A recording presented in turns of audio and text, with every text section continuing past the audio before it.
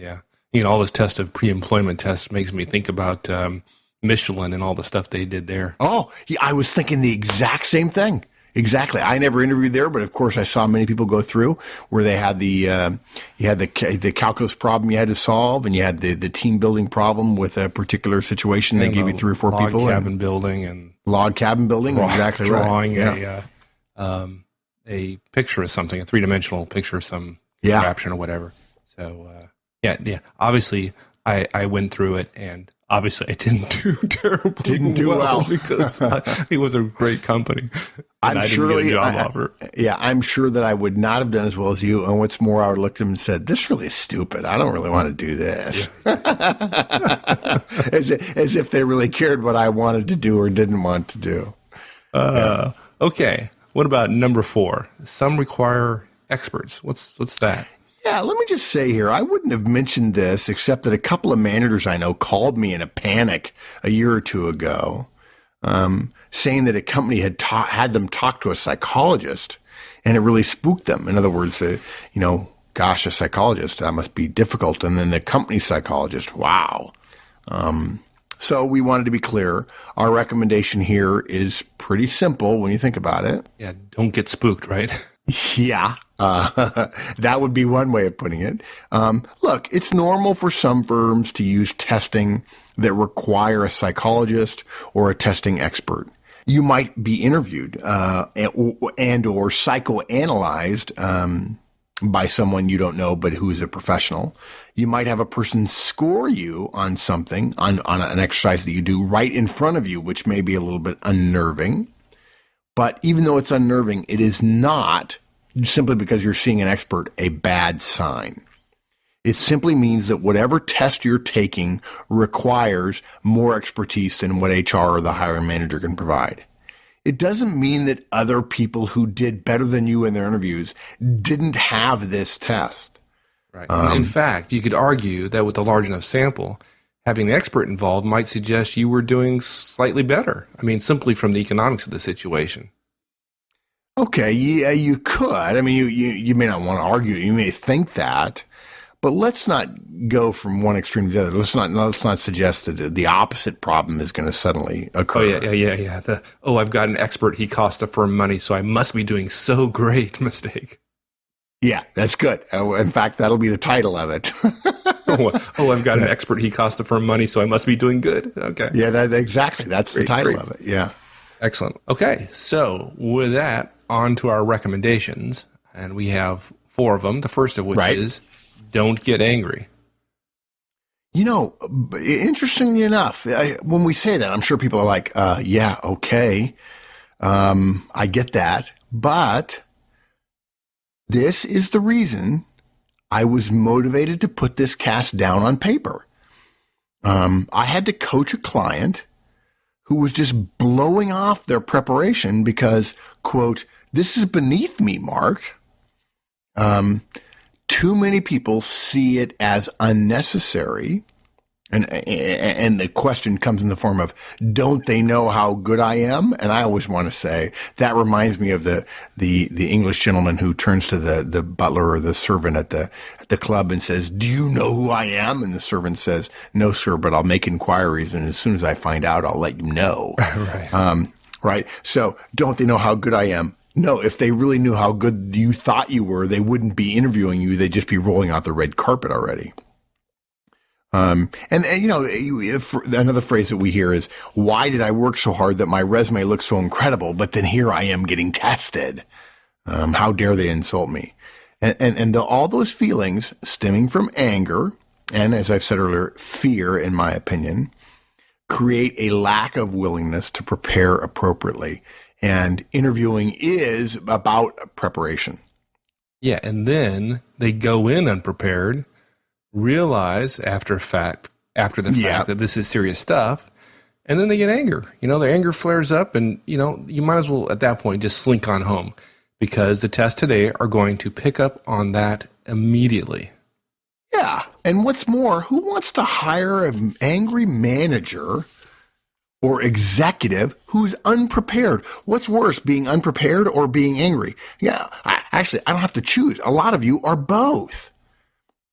Anger is completely unproductive in interviewing.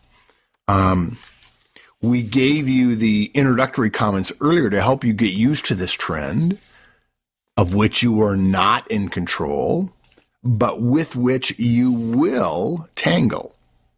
It would make it even worse if a manager tools manager got angry knowing that he or she was seeing a trend that we had already shared with you. So no excuses for getting angry at this point. No excuses. Okay. Right. So what can we do to get ready, which is number 2 here? Right. 4 sub-prescriptions or prescriptions, if you will, in getting ready. The first one is review your background. Remember, this is an interview, folks. Look, if you have expressed interest in a company and they have spent some time interviewing you, from the time they start interviewing you or they contact you for the interview, all the way through until you get an offer or they say they will not, you are in what I call the long wave interview. When you're face-to-face with somebody, that's a short wave interview. In other words, it happens in 30 or 45 minutes or an hour.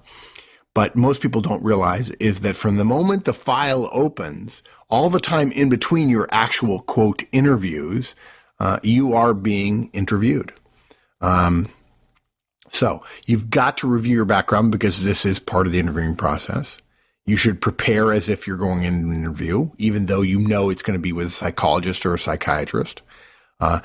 Absolutely, you must review your resume, know your strengths, know what you feel are the holes in your background relative to the particular opportunity that you're interviewing for. If you get a skills test and you've already reviewed your background, it's going to help a great deal. You'll be fresh and familiar with background that I can't tell you how many times people go in and wing these skills tests. And then when you compare it with a resume, they're like, oh, I forgot about this. I forgot about that. I just been so long. Yeah, that's because they weren't prepared. Look, if you get a culture or a fit test, reviewing your background also, if you're doing it right, will have given you examples where you demonstrated the kind of values or the kind of skills or the kind of characteristics that the hiring firm is looking for. Yeah, but we recommend do that. But a lot of people get it backwards because our step 2 or kind of our prescription number 2 in getting ready is study the job and culture. But we recommend people do that after reviewing their background, not before. Yeah. And why is that? It's simple. If you do it the other way around, if you study the job and culture first before your background, you won't make the immediate connections from your background that you will if you've already reviewed your background when you start studying the job and the culture. If you study the job and the culture first and then review your background, the background won't be fresh in your mind and ready to deliver, if you will, toward things that you see based on studying the job and the culture. Right. So you got to review the study. You have to study the job and culture in the context of your background. That's it. Yes. Yet again, I took 3 paragraphs to do what you did in 1 sentence with 10 words. Yes. Number 3 or sub point number 3 about getting ready. Practice. Believe it or not, practice if you can. If you know the kind of test you're getting, it's possible there are samples or practice tests out on the web in some cases. Imagine you hadn't taken the DISC profile, and that's widely available, as many of you know. After you took it on site, imagine the company studying it, knowing your strengths and weaknesses and your tendencies, but you didn't know it because you were taking it with the company and they didn't share their results with you. Oh, that would be good. Yeah, that would be horrible. That would be devastating. You basically, without the data, you couldn't adequately sell your strengths and you couldn't mitigate your weaknesses. What's more, they'll ask you specific questions about your weaknesses because now they know what they are. Oh, and you don't. Good position to be in. Yeah, exactly. Nice. Yeah. My competitor has more power than me, has all the money, and knows more about me than I do. Gee, that sounds, it doesn't sound like a drama. That sounds like a tragedy. Yeah. And folks who are doubting this, you just got to go back to our earlier statement, which is these tests are surprisingly and scarily accurate. Yeah. Yeah, the data is really getting pretty darn compelling. A word to the wise, though. Do not think that practice will make you better at giving the right answers. We're going to talk about gaming the test later. But look, it's not that you can or should, God forbid, please don't do this, try to change your DISC score, for instance, to match the job. You just ought to know if they're going to. Okay. If they're going to deliver a test to you, you should know it. And that doesn't mean that you should therefore try to game it. But you should definitely do practice in order to understand what the test is. You don't want to be sweating after having had a bad face-to-face interview and then suddenly go into a test and realize, oh, this is 4 hours long and I really wasn't ready for it. Yeah, I mean, you're really trying, you're practicing the test, so you know, you go in with the same amount of information they're going to have, and therefore you're prepared. Makes no sense to go into battle if your opponent has a sword and a shield and all you have is a sword. That doesn't help. You're right. And you have enough information then to put those test results in the context of your broader background, skills, and experience.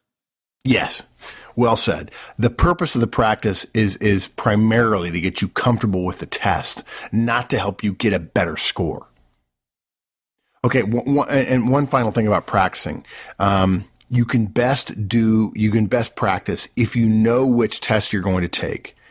So my point is, there's nothing wrong with asking as long as you can do so with some aplomb, some naturalness. You're not acting as if you're digging around in a conniving way. If you ask in a relaxed way, it will help you. And the opposite, if you sound filled with trepidation, don't bother asking. But it would sound like this: I understand there'll be some tests. Can you share with me what they are?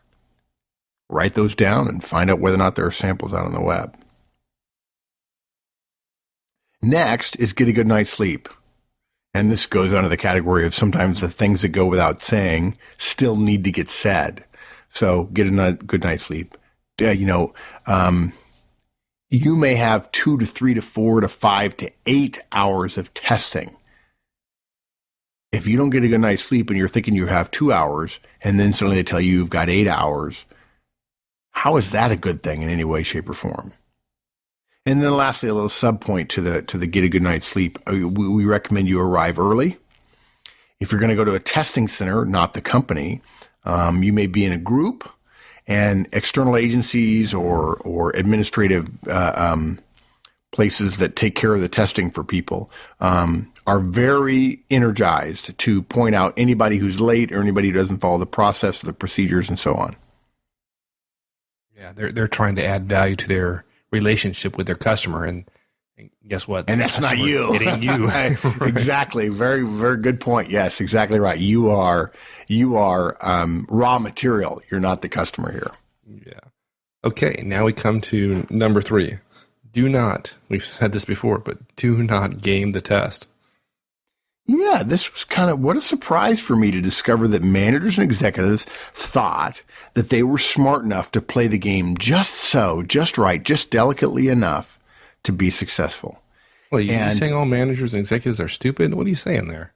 No, I think they're full of I think they're full of hubris in many, many cases. Pride goeth before the fall, sir. Look, it's dangerous. This kind of attitude is dangerous for 2 reasons. First, there are validity tests in virtually all pre-employment screens.